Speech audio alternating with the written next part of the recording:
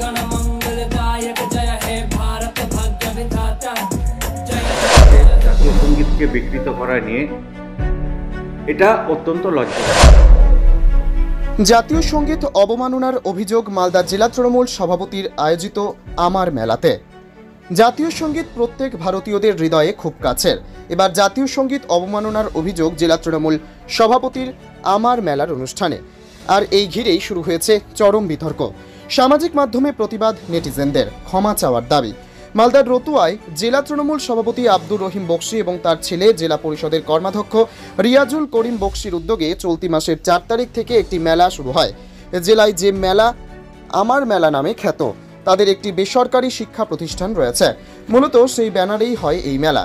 সেখানে গত রাতে একটি সঙ্গীত অনুষ্ঠানে জাতীয় সঙ্গীত গাওয়া হয় বিকৃতভাবে, যে ভিডিও ইতিমধ্যেই ভাইরাল। আর তারপরেই শুরু হয়েছে বিতর্ক। সংস্কৃতিপ্রেমী দীপক চ্যাটার্জি সহ আরও কে বলেছেন শোনাবো আপনাদের।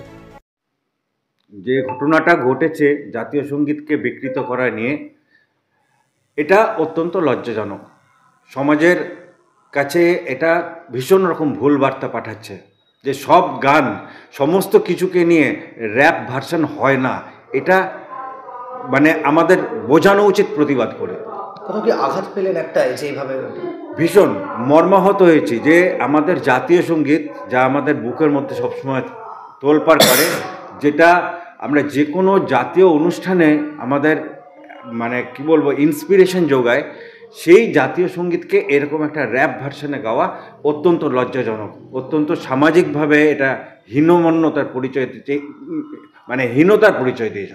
আমরা দেখতে পেলাম যে শিক্ষানিকেতন, সেটাও একটা শিক্ষানিকেতন, শিক্ষানিকেতনে এইভাবে একটা জাতীয় সঙ্গীতকে অবমাননা করা হলো। এটাই তো আমার কাছে বক্তব্য।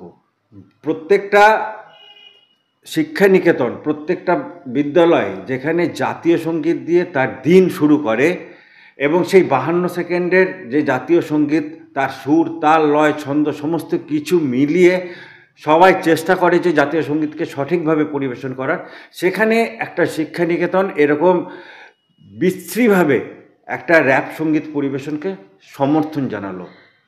লজ্জা লাগছে। আপনার নাম? আমার নাম সাগরনীল চট্টোপাধ্যায়। আমি চাঁচল সিদ্ধেশ্বরী ইনস্টিটিউশনে শিক্ষকতা করছি। এটা শুনে আশ্চর্য হয়ে গেলাম যে জাতীয় সঙ্গীতকে নিয়ে এরকম যে চিনিমিনি খেলছে, ছেলে খেলা চলছে, এটা তো একদম অপরাধ, একদম রাষ্ট্রদ্রোহিতার অপরাধ। এটা জাতীয় সঙ্গীত, এটা বাংলাদেশ হয়ে যায়নি যে জাতীয় সঙ্গীত রচয়িতা বা জাতীয় সঙ্গীতকে নিয়ে আমরা যা ইচ্ছা তাই করবো। এগুলো এখানে চলবে না। আমি খুব মর্মাহত হয়েছি এই ঘটনাটা দেখে। যারা গান করেছে বা যিনি করেছেন, তার সাথে সাথে যারা দেখেছে তারাও দেখছে হাততালি দিচ্ছে। এটা কোন দেশ? এটা কী চলছে এখানে? এরকম চললে তো আমাদের রাষ্ট্রীয় বিপন্নতা খুব শীঘ্রই হয়ে যাবে, যা দেখছি আমরা। তো অবিলম্বে এই বিষয়টা নিয়ে প্রশাসনের উপযুক্ত পদক্ষেপ নেওয়া উচিত এবং যেই প্রতিষ্ঠান এই কার্যক্রম করিয়েছিল তাদের বিরুদ্ধেও একটা উপযুক্ত ব্যবস্থা নেওয়া উচিত। এবং যারা এই সাথে জড়িত তারাও প্রত্যেকেই কিন্তু অপরাধী আমি মনে করি, এবং যারা এই বিষয়টা দেখার পর নিশ্চুপ হয়ে আছেন তারাও কিন্তু অপরাধী, আমার এটা মনে হয়। বলছি একটা শিক্ষা প্রতিষ্ঠান, সেই শিক্ষা প্রতিষ্ঠানের বার্ষিক অনুষ্ঠান, সেখানে এইভাবে র্যাপ সং চালানো, কি দেখছেন? সেটাই তো শিক্ষার আমাদের এখন কি হাল, কি দুর্দশা যে শিক্ষা প্রতিষ্ঠানে জাতীয় সঙ্গীতকে নিয়ে এইভাবে অবমাননা করা, অমর্যাদা করা, একদম পপ স্টাইলে রক স্টারের মতো সেই গান করা। এত তো গান আছে, তাকে নিয়ে করুক না, জাতীয় সঙ্গীতের উপর কেন নজর তাদের? এটার আমি তীব্র বিরোধিতা করছি এবং প্রতিবাদ করছি। অবিলম্বে এর যাতে একটা যথাযথ বিচার হয় এবং যারা এর সাথে জড়িত তাদের যাতে উপযুক্ত শাস্তি হয়, এটা আমি চাইছি। আপনার নাম? দীপক চট্টোপাধ্যায়। ছিলাম না, কখন গিয়েছি, আমি বাইরে ছিলাম মালদাতে। জানা নেই যে র্যাপাররা এসেছিল তার স্মৃতি বিকৃতি করে গিয়ে থাকে ওখানে। আর এটা যদি জাতীয় সঙ্গীত অপমানা হয়ে থাকে তো তার বিরুদ্ধে অ্যাকশন করা হবে, ব্যবস্থা গ্রহণ করা হবে। কালকে রতুয়ায় আমার মেলা, সেই মেলার আয়োজক তৃণমূলের জেলা সভাপতি আব্দুর রহিম বক্সি। কি দেখা গেল, সেই আমার মেলায় ভারতীয় জাতীয় সঙ্গীতের অবমাননা হলো। র্যাপের মাধ্যমে, চটুল মিউজিকের মাধ্যমে সেই জাতীয় সঙ্গীতের গান করা হলো। আমি ধিক্কার জানাচ্ছি। শিক্ষার অভাব ছাড়া এই ধরনের কাজ করা যায় না।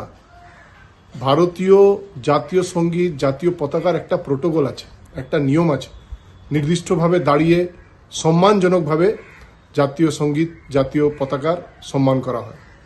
তো এটা আমার মনে হয় এটা শিক্ষার অভাব, যারা আয়োজক তাদেরও শিক্ষার অভাব। আমি প্রশাসনকে বলছি এর বিরুদ্ধে অবশ্যই একটা পদক্ষেপ নেওয়া উচিত। জাতীয় পতাকার অবমাননা আমার পুরো দেশের অবমাননা। This channel does not promote or encourage any illegal activities. All contents provided by this channel is meant for educational purpose only.